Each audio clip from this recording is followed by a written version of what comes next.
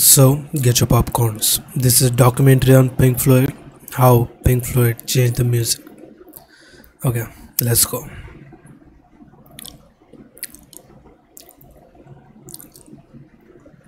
In 1963, Roger Waters and Nick Mason meet while studying architecture at what is now known as the University of Westminster. Eventually, they both joined a band called Sigma 6, although at one point the band was called the Megadeths, and they eventually settled on the name the T-Set. Waters Megadeth is another band, right?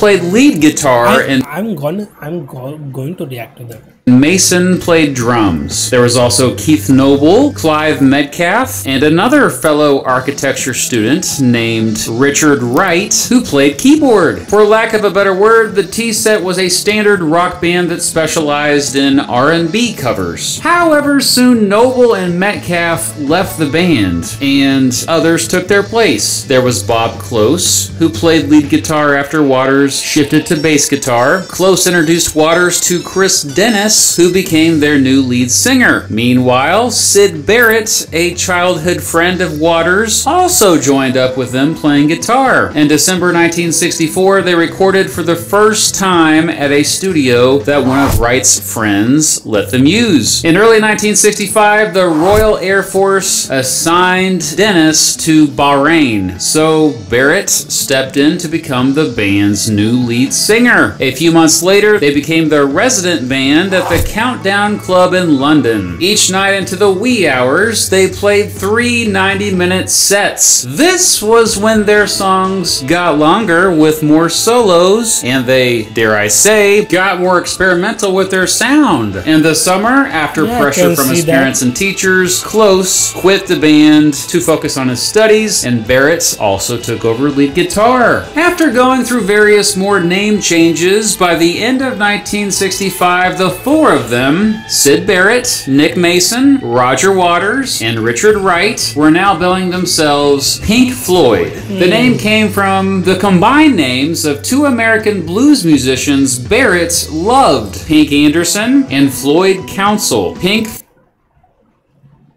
Really?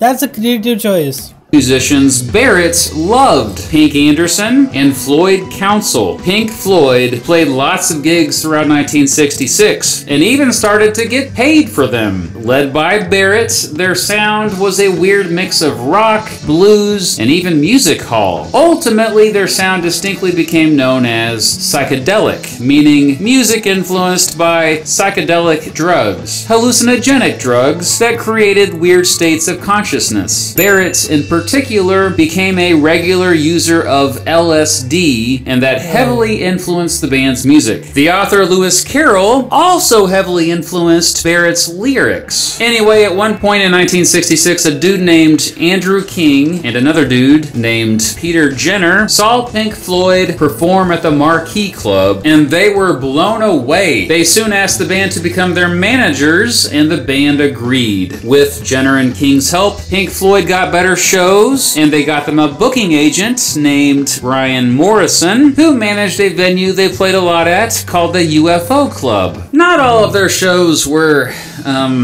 well received. Because they were playing more and more of Barrett's experimental songs instead of R&B covers, audiences sometimes didn't know how to respond. After playing one show at a Catholic youth club, for example, the owner refused to pay them, saying the performance wasn't music. King and Jenner sued, but actually lost the lawsuit, believe it or not. But by the end of the year, Pink Floyd had built a solid fan base and soon attracted the attention of record labels. Morrison and a local club manager named Joe Boyd got the band a recording session at Sound Techniques in London. Soon after that, EMI signed the band, giving them a £5,000 advance, which is nearly £100,000 in today's money. EMI Columbia released Pink Floyd's first single, Arnold Lane, on March 10th, 1967. The song is about a man who steals women's clothes and underwear from clotheslines to wear them. Despite the What? I have to hear this song. What? steals women's clothes and underwear from clotheslines to wear them. Despite the subject of the song being taboo, and despite several radio stations banning it, it was a hit in the United Kingdom. The band even filmed a music video for it, and it's amazing, creepy, but amazing. In May, Pink Floyd appeared on the BBC's Look of the Week, and I'm sorry, I first just got to play what the host, Hans Keller, had to say about them on it. To my mind, there is continuous repetition, and proportionately they are a bit boring. My second point is that they are terribly loud. Why has it all got to be so terribly loud? I gotta say, the responses to Keller's rude questions were delightful. Well, I don't guess it has to be, but I mean, that's the way we like it.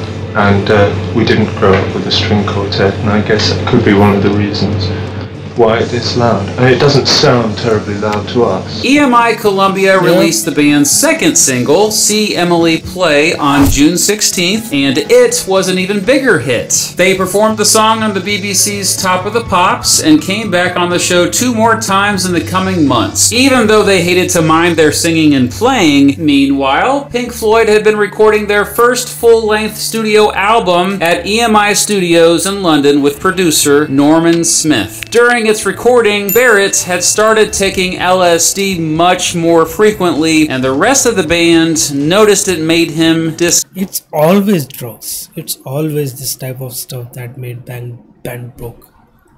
disconnected. Regardless, recording wrapped up quickly, and EMI Columbia released their debut album called The Piper at the Gates of Dawn on August 5th, 1967. The album was a commercial success and critics adored it. The biggest hit off of it, at least at the time, was Flaming, although the album also featured the live favorite Interstellar Overdrive. Capitol Records would release their first several albums in the United States. The band played many shows to promote it in Europe, but had to cancel their shows scheduled in the United States due to Barrett apparently having a mental breakdown, probably due to overusing drugs. After canceling their appearance at the National Jazz and Blues Festival, King told the press that Barrett was suffering from, quote, nervous exhaustion. King and Barrett's bandmates tried to get him help from doctors, but Barrett didn't respond well to it. Whenever they did play shows with Barrett in the fall of 1967, he sometimes played with the band okay, and sometimes stared off into space, or even played with his back to the crowd, playing one note over and over. Even on American national TV, like the band's appearance on American Bandstand on November 7th, 1967, Barrett seemed barely there. This was embarrassing to the band, and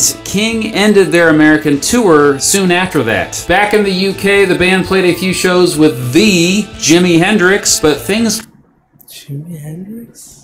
Back in the UK, the band played a few shows with the Jimi Hendrix, but things got no better with Barrett, and the band agreed to add guitarist David Gilmour as a 5th member. Gilmour actually was a longtime friend of Barrett's, and the idea was that Gilmour would perform live with the band since Barrett couldn't. By January 1968, it was clear that Barrett was suffering from depression and probably schizophrenia. Once joyful and extroverted, now he just wandered around and didn't talk to anyone much. It was like he was a completely different person. His bandmates couldn't handle it anymore. Originally, Barrett was to stay with the band, to just write songs with them and not perform, but even that was not working out. When Pink Floyd recorded what would become their second album, Barrett did contribute one song that made the cut, Jug Band Blues. The song, I think, is a masterpiece and seems pretty self-aware that the band was phasing Barrett out, and the band had a really difficult time letting Sid go. But by April, he was no longer in the band. Within 4 years, Sid Barrett had left the music industry, retired from public life, and lived the rest of his life in obscurity, which probably only increased his legendary status, to be honest. Incredibly, Pink Floyd's most successful and creative years had yet to come. They hired a new manager, Steve O'Rourke. EMI. It was good for him though. He was living, he's gonna live his life peacefully after that.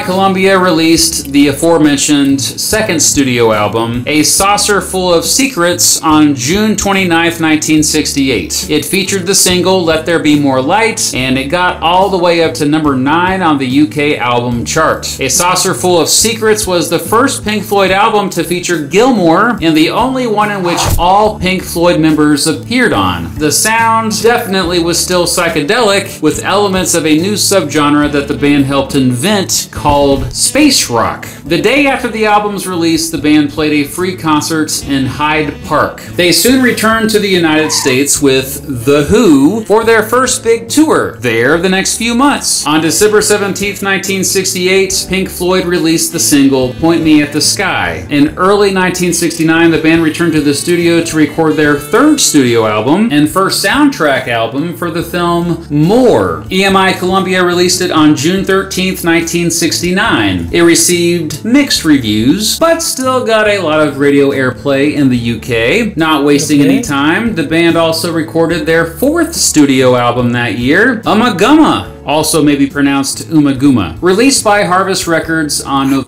How many albums they have released? Because this is before the legendary albums. November 7th. Ummagumma was unique in that it was a double album, with the first half featuring live recordings from shows at Mother's Club in Birmingham and the College of Commerce in Manchester from the spring of 1969, and the second half featuring a single experimental take from each band member. It was the band's most ambitious album up to that point, and a bit risky, but fans and critics mostly dug it anyway. It spent 21 weeks on the UK album chart. After recording some songs for the Zabriskie Point soundtrack, the band spent much of 1970 recording what would become their fifth studio album, Adam Heart Mother, which Harvest released on October 2nd. This would be the last Pink Floyd album Norman Smith helped out with, and the band... They have released 5 albums yet. Not yet in the video. And 2 more albums are... I know those 2 legendary albums that you want me to react to, okay? Worked closely with composer Ron Geeson to help them record, as well as conductor John Aldous, who actually led a choir to perform on the record. Both Waters and Gilmour later said Adam Heart Mother was, not a good album. In fact, Stanley Kubrick wanted to use the album's title track in his film, A Clockwork Orange, but it didn't work out. Stanley Kubrick, where did he come from? I have watched the Clockwork Orange. He's my one of the favorite of it, by the way.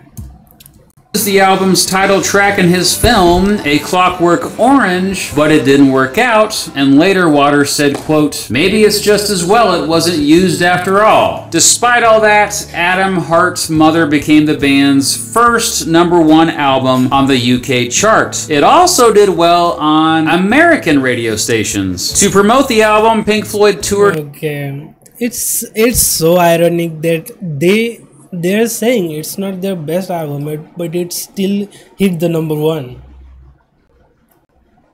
Okay, that sometimes public taste does not match artist taste.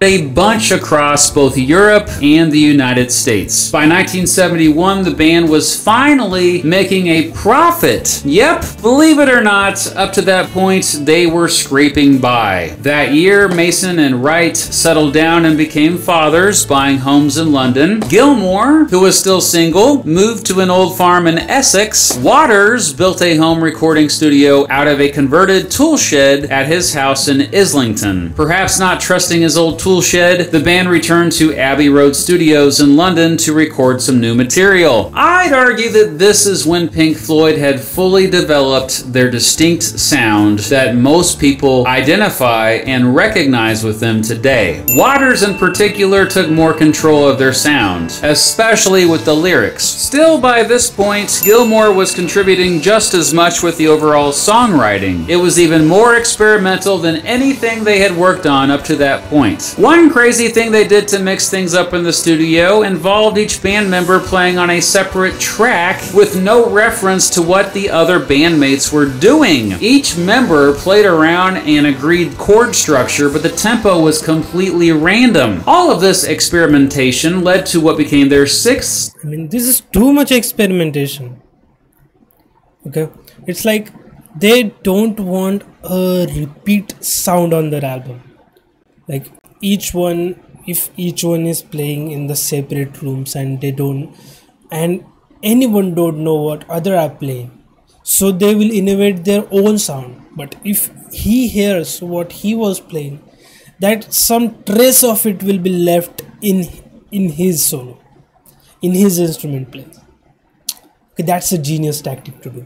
Was completely random. All of this experimentation led to what became their sixth studio album, Metal, released by Harvest on October 30th, 1971. Critics adored its ambition, and it did well in the UK. But it initially didn't sell well in the United States, probably due to poor marketing there. Still, with Metal, Pink Floyd had taken progressive rock to the next level, especially with the album's epic song Echoes, which clocks in at over 23 minutes. To promote the album, the band toured the UK, United States, and Japan. In early 1972, the band recorded what would become their seventh studio album, Obscured by Clouds, which became the soundtrack for a French film of the same name. Harvest released it on June 2nd, 1972, and it featured the single Free 4, which sounds happy, but has quite depressing lyrics. Obscured by Clouds would soon be overshadowed by a much greater album, however. This one would be a concept album unified by one theme, that theme being the various stages of life. More specifically, the themes of conflict, greed, time, death, and mental illness. Waters made early demo tracks of it at his Toolshed studio, and based on that, the rest of the band wrote and produced new material at Abbey Road Studios from May 1972 until January 1973. The legendary Alan Parsons engineered it using some pretty fancy studio techniques such as tape loops, and the band used synthesizer sounds likely never recorded before. Also, with these recordings, Wright and Gilmour had mastered harmonizing their voices. Harvest and Capitol Records released their eighth studio album, The Dark Side of the Moon, on March 1st. This is what I'm talking about. I want to react to this album so badly, but I didn't find a day where I sit peacefully and react to this. Okay, but I will react to this. Capitol Records released their eighth studio album, The Dark Side of the Moon, on March 1st, 1973. Then and now, almost everyone agrees that it's a perfect album and is generally considered the band's masterpiece. In fact, many critics consider The Dark Side of the Moon one of the greatest, if not the greatest, albums of all time. It only held the #1 spot on the Billboard 200 chart 1 week, but it stayed on that chart for 736 weeks, on and off. What? All the way up to 1988. And yes, it eventually became Pink Floyd's most commercially successful album and has sold an estimated 46 million copies worldwide. Okay, it was their commercially success album, but what I have heard from this album's songs, it is not totally a commercial album. But it still did so good that you can see the influence wide, making it possibly the third most commercially successful album ever created. Woeness. Obviously, this was the album that turned Pink Floyd into superstars and brought them great wealth. While it produced 2 hit singles, Money and Us and Them, the album was meant to be played. I didn't react to both. I will react to full album. As an Fuck it. album, and it was, and it still is. The band toured Europe, the United States, Australia, and Japan in 1973 to promote the album, but they really didn't have to. Due to its success, they began to sell out stadiums, and the audience now was dancing and going crazy. To recreate the Dark Side of the Moon live, the band added saxophonist Dick Parry and female backing singers to each show. After touring in France and the UK in 1974, the band returned to Abbey Road Studios to record new stuff. Waters also wanted their next album to have a conceptual theme about alienation, both with relationships and the music industry. Waters wrote a song called Shine On You Crazy Diamond as a tribute to Syd Barrett, who now hadn't been in the band for 7 years. Coincidentally, when the band was completing recording of the song on June 5th, 1975, Barrett randomly showed up to the studio to visit them. At this point, he was overweight with a completely shaved head and shaven eyebrows. Because of this, when he first entered the studio, nobody recognized him. However, once they realized who he was, many began weeping. They played Shine On You Crazy Diamond for him, but apparently he couldn't realize the song was about him. Barrett didn't say much while he was there, and he snuck out without saying goodbye, except for Waters seeing him at the That's a sad one. Okay, he didn't realize that it's song about him, and the one they're playing it, the one who wrote emotionally about him. much while he was there, and he snuck out without saying goodbye, except for Waters seeing him at the store a couple years later. This would be the last time the band ever saw Barrett alive. Pink Floyd wrapped up recording the next month, and on September 12th, 1975, Harvest released their 9th studio album, Wish You Were Here. By this point, the band had dropped Capitol Records in the United States, and Columbia released it there. While that album got radio airplay with songs like the title track, Have a Cigar, and Welcome to the Machine, critics were a bit more harsh about the album, saying it was a bit pretentious and self-indulgent. That said, today most critics argue Wish You Were Here is one of their best albums, and both Wright and Gilmour used to say it was their favorite Pink Floyd album. While it couldn't match the success of The Dark Side of the Moon, it still eventually sold over 20 million copies. Okay. I'm confused. Okay. Their best album and their most successful album. Okay. Success and the best are two different things. Okay, maybe this is their most successful album, but this is maybe their best album because the band liked it, and this is the one public liked it. Okay, band likes art, public like music. That's the difference. Success of The Dark Side of the Moon, it still eventually sold over 20 million copies. They continued to tour to promote the album. Meanwhile, the band bought some church halls in Islington and converted them into a big recording studio featuring, wait for it, 24 tracks. That's where they would record what would become their 10th studio album, Animals, which would be released by Harvest and Columbia on January 23rd, 1977. It was another concept album, of course, but this time it focused on the social and political conditions of the UK at the time. During its recording, the band started doing something they hadn't done much before: fighting. There was conflict, mostly due to arguments over, you guessed it, money. The division of royalties specifically. While all members still contributed to creating new songs, Waters took much greater control on Animals. The album was another commercial success, peaking at number 2 on the UK album charts and number 3 on the Billboard 200. As the band toured huge stadiums in Europe and the United States to promote Animals, they grew increasingly frustrated with audience members who were disruptive. Waters in particular had an incident at a show in Montreal in which an angry fan confronted him for not playing an encore, and he spat in the fan's face. This experience later influenced That is not good. That was not good.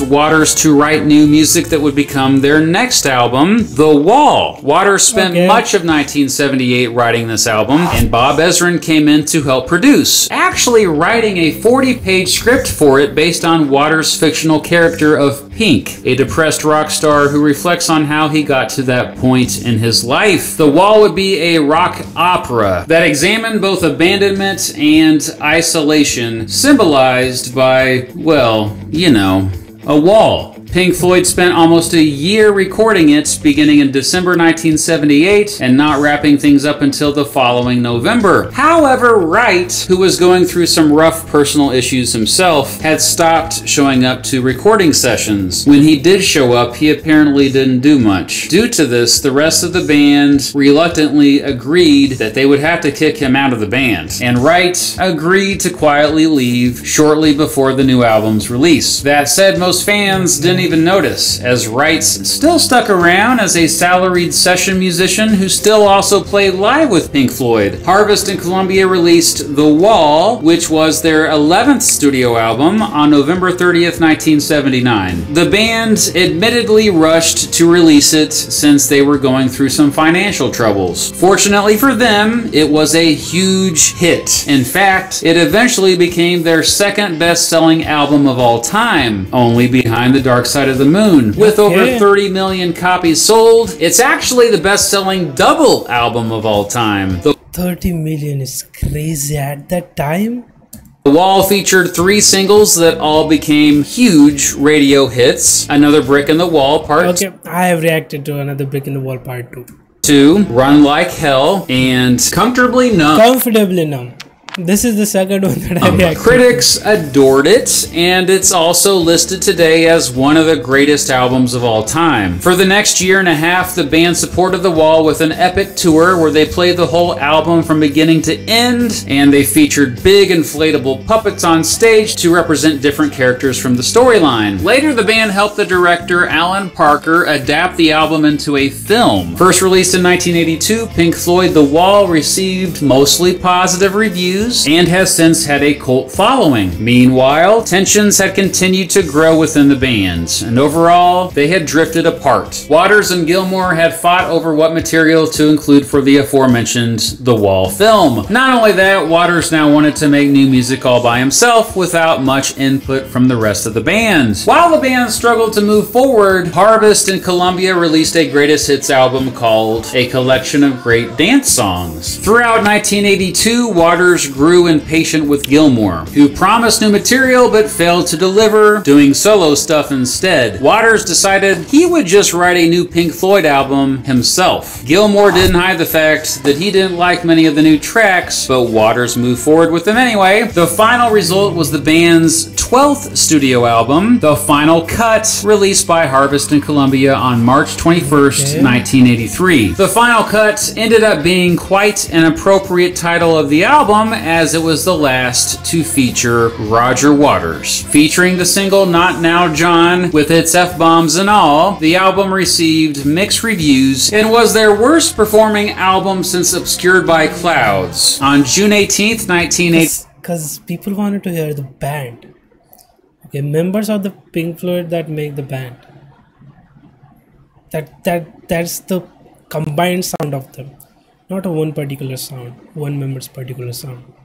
Capitol released a compilation of mostly unreleased songs by the band called Works. In 1984, their longtime manager, Steve O'Rourke, called for the band to meet for dinner to discuss Pink Floyd's future. By this point, both Waters and Gilmour had had flourishing solo careers. Well, Gilmour and Mason left the dinner thinking the band still had a future. Waters apparently left the dinner thinking the band was done. Regardless, a few months later, Roger Waters had officially left the band, but Gilmour decided to keep the band going, bringing back Wright on keyboard, and determined to make a new Pink Floyd album, as difficult as it would be without Waters. And yes, there would be legal fights between Waters and Gilmour over the Pink Floyd name, but Gilmour ended up winning those fights. The band brought back Bob Ezrin to help produce, and they recorded at various studios in late 1986 and early 1987. The results ended up being their 13th studio album, A Momentary Lapse of Reason, released by EMI and Columbia on September 7th, 1987. It featured 3 singles that all got regular radio airplay: Learning to Fly, On the Turning Away, and One Slip. A Momentary Lapse of Reason received mixed reviews, and the band went on an 11-week tour to promote it that featured incredible special effects. In August 1988, Pink Floyd recorded live performances at the Nassau Coliseum on Long Island, New York, over a period of 5 different nights, and they turned that into an album called Delicate Sound of Thunder, released by EMI and Columbia on November 22nd. For the next few years, the band pursued their own personal projects. Meanwhile, EMI and Columbia released a 9-CD box set by the band on November 24th, 1992, that coincided with the band's 25th anniversary, at least as a recording and touring band anyway. Finally, in 1993, the band returned to various studios to record new stuff. In reality, it mostly was just Gilmour and Wright. As Ren once again returned to produce, the new songs ended up making up their 14th studio album, The Division Bell, released by EMI in Columbia on March 28th, 1994. While the album again received mixed reviews and didn't have any major radio hits, it still managed to sell more than 7 million copies. Pink Floyd went on another major tour to promote The Division Bell with bigger special effects than ever before. A live album called... This is the best concert that you can get, okay? That what you're saying in the comments. Okay, and I have reacted to 2 or 3 performances, and I said too.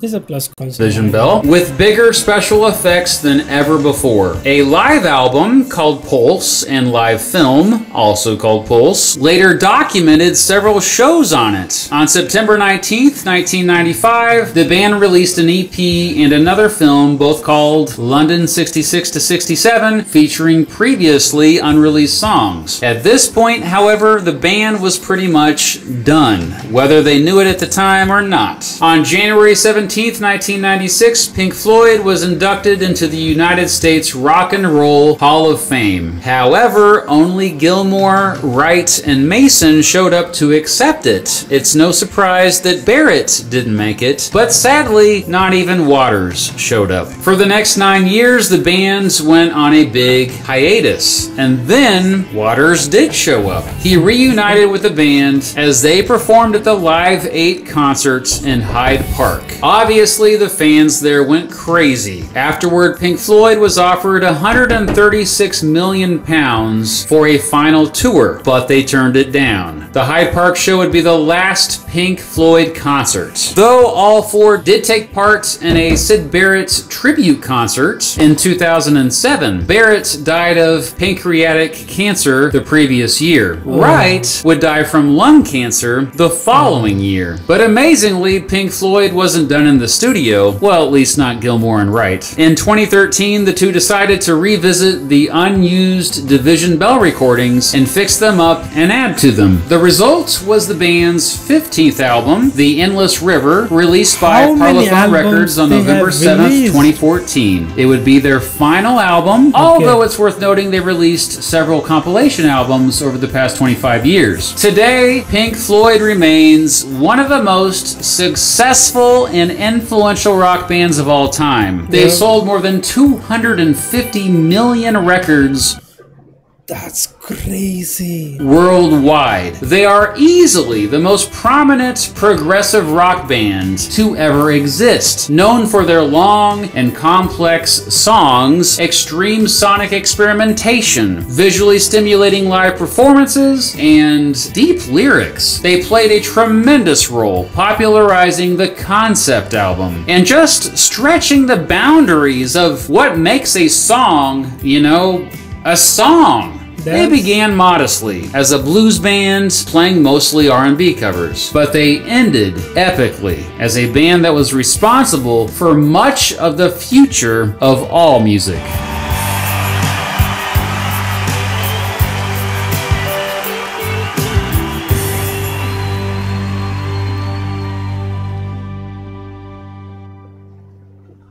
When I was making this, Mason and Gilmore actually announced they're releasing a new Pink Floyd song to raise money for humanitarian relief in Ukraine, so I will post that in the description of this video. So what's your favorite Pink Floyd song? I don't know it yet because I have to react to more songs from them, but let's just give applause, okay, that how legendary career they had. Okay, this was legendary. First of all, their story is so inspiring. Okay, they have their highs, they have their lows, but they are legendary. No one can deny that. Okay, plus 200 million album sales. That's crazy. And it's not like if today any artist wanna sell this kind of album, he make more commercial type of songs with simple lyrics, simple instrumental, which can some audience that audience can sing and learn quickly. But making this kind of music, that is not simple, even the opposite of simple. It's very, very complex, and sell this much, it's crazy. Okay, this shows their influence. Okay, bro, this I don't know how someone not make a film on them. Okay, I don't know if someone have make film on them. I don't know it yet. Okay, but they have legendary career. Okay, it like inspires me to make music. Okay, but they are Pink Floyd. Okay. And what I have heard in this documentary, I have to react to their albums. They have so many albums. 15 albums. Are you kidding me? When he showed that final cut, I was like, this will be their last album. But after that, they almost released another 5 albums. This make me respect them more. Okay? I respect them more right now. And when I will react to their albums, because I know backstory right now. Okay, and that will make the experience more exciting, more exaggerating. Okay, that experience will be good. Okay, because I know the backstory of the albums now. But I make video too long. Okay, it's almost half an hour video. But if you like the video, then like the video, and if you are new to the channel, then subscribe the channel.